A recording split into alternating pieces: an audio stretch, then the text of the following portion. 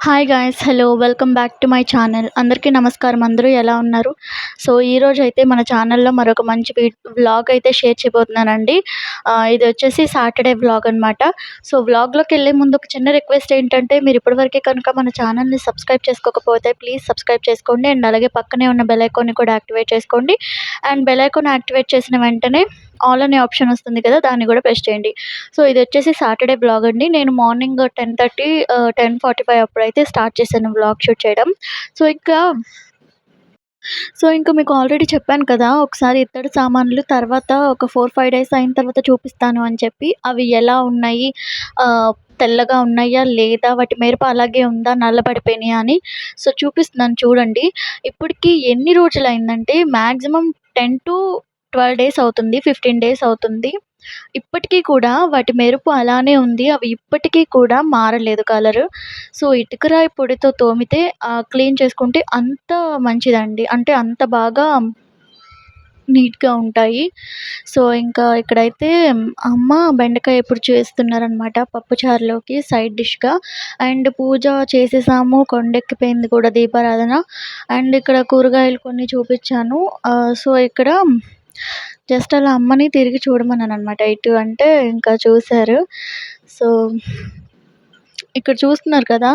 పప్పుచారైతే మరుగుతుంది. సో, మరుగుతున్నప్పుడు అందులో ధనియాల పొడేస్తున్నారనమాట. ఒకసారి మీకు పప్పుచారు రెసిపీ తెలుసుకోవాలని అనుకున్నట్లయితే కనుక ఒకసారి కామెంట్ సెక్షన్‌లో కామెంట్ చేయండి. ఖచ్చితంగా మీకు పప్పుచారు రెసిపీ ఎలా చేయాలి అనేది హౌ టు మేక్ వీడియో అయితే అప్‌లోడ్ చేస్తాము డెఫినెట్‌గా. సో, మీరు ఏ సజెషన్స్ ఇవ్వాలనుకున్నా అంటే వ్లాగ్సా, కుకింగ్ వీడియోసా, హెల్త్ కేర్ వీడియోసా మీరు ఏది లైక్ చేస్తున్నారనేది కామెంట్స్‌లో తెలియజేయండి. ఖచ్చితంగా మీరు లైక్ చేసే వీడియోస్ అప్‌లోడ్ చేయడానికి చాలా ట్రై చేస్తాం. అండ్ వీడియో నచ్చితే కనుక ఖచ్చితంగా లైక్ చేయండి. ఎందుకంటే మీ లైక్స్ మన ఛానల్‌ని చాలా మందికి రీచ్ అవ్వడానికి, ఇంకా గ్రోత్ అవ్వడానికి చాలా చాలా హెల్ప్ చేస్తాయి. సో, మీ ఫీడ్‌బ్యాక్ కూడా కామెంట్స్‌లో తెలియజేయండి.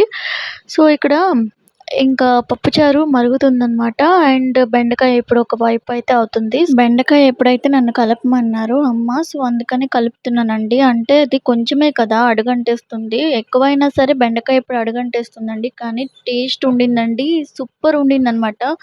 ఎందుకంటే కొంచెం చేసినప్పుడే ఏ కర్రీస్ అయినా బావుంటాయి కదా! సో, అది ఫ్రై అవుతుంది అండ్ పప్పుచారు మరుగుతూ ఉంది. లోపైతే అమ్మ బట్టలు అయితే ఆరేయటానికైతే ఆల్రెడీ ఉతికేశారు.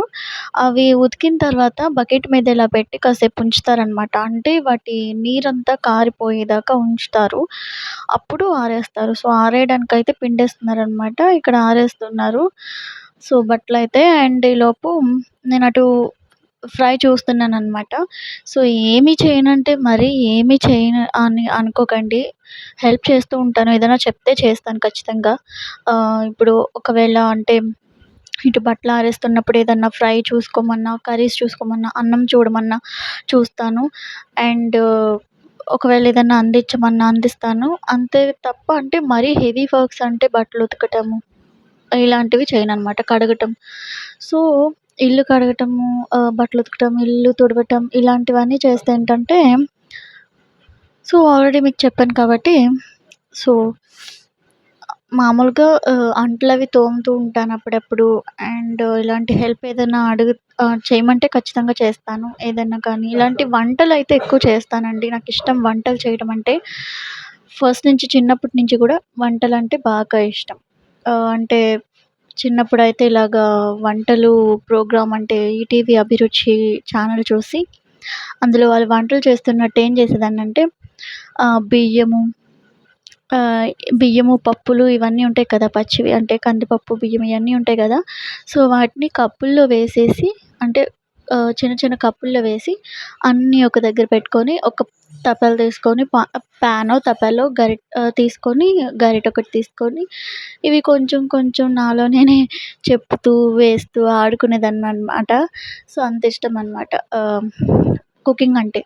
మెయిన్‌లీ చెప్పాలంటే ఎప్పుడైనా గానీ కుకింగ్ చేయడం అంటే ఇష్టం. కాకపోతే అది చేసినా ఒక్కొక్కసారి హెల్త్ ఇష్యూ ఉంది కాబట్టి అది చేసినా కానీ ఒక్కొక్కసారి పడదనమాట. బట్ ఏంటంటే కొన్ని కొన్ని సార్లు ఎప్పుడైనా అవసరమైతే అమ్మ బయటికెళ్ళినా లేకపోతే కొన్నిసార్లయితే చేస్తూ ఉంటాను.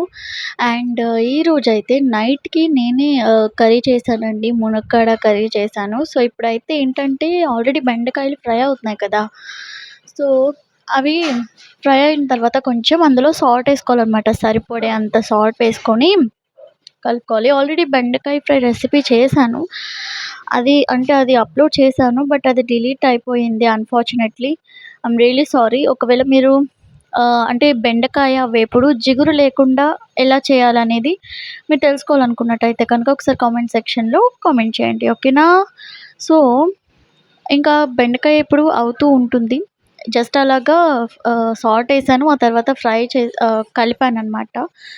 సో, కలియబెట్టిన తర్వాత అది అలానే ఉంది. తర్వాత అమ్మ చూసుకున్నారు. అండ్ ఈలోపైతే టిఫిన్ చేస్తున్నాననమాట. టిఫిన్ చేసే సరికి టైమొచ్చేసి 11:15, 11:30 అవుతది. సో, అప్పుడైతే ఇడ్లీ తింటున్నాను. సో, 2 ఇడ్లీస్ అనమాట. ఇవి బయట తెచ్చినవి. ఇంట్లో చేసినవి కాదు. సో, ఇంట్లో ఎందుకు చేయట్లేదు అంటే మిక్సీ జార్ పోయిందనమాట. పప్పులు వేస్తాం కదా! ఆ మిక్సీ జార్ పోయింది. అది రిపేర్ చేయించాలి. సో, అందుకే ఇంట్లో వేయట్లేదు. సో, ఇంట్లో పెసరపప్పు ఉంది, మినపప్పు అవి తెచ్చుకోగలము. కావాలంటే తెచ్చుకోవచ్చు చేయటానికి. కాకపోతే ఆహ్, జార్ పనిచేయట్లేదనమాట. రిపేర్ చేయిస్తే అప్పుడు చేసుకోవచ్చు ఇంట్లో. బట్ అప్పటిదాకా బయటవే. సో, ఇంకిక్కడ చూస్తున్నారు కదా! ఇదొచ్చేసి నైట్ సెక్షన్ అనమాట. సో, ఇక్కడొచ్చేసి నేను మునక్కాడ కర్రీ చేస్తున్నాను. ఆల్రెడీ ఈ రెసిపీ నేను ఛానెల్‌లో అప్‌లోడ్ చేశాను. సో, మీరు చూడాలనుకుంటే ఒకసారి ఛానెల్ పేజ్‌లోకి విజిట్ అయ్యి పైకి స్క్రోల్ చేస్తూ ఉంటుంటే మునక్కాడ రెసిపీ వస్తుంది. ఒకసారి చూడండి.